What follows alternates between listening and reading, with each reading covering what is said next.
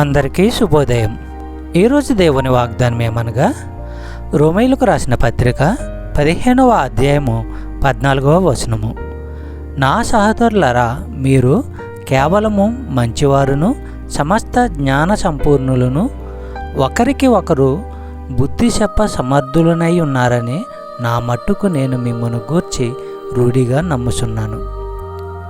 సహోదరులారా, అపోస్తలుడైన పౌలు అక్కడ ఉన్న ప్రజలను ఉద్దేశించి అంటున్నాడు.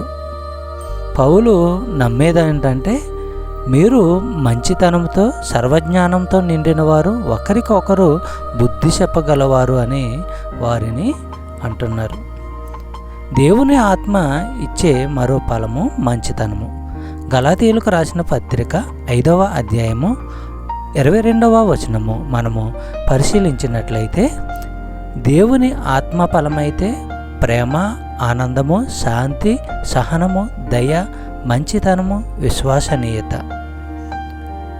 ఇవి విశ్వాసుల ఆత్మ ఫలము కాదు, విశ్వాసిలో దేవుని ఆత్మ ఫలింపజేసిన ఫలము. చెప్పబడిన వాగ్దానము దేవుడు దీవించి ఆశీర్వదించును గాక. ఆమేన్.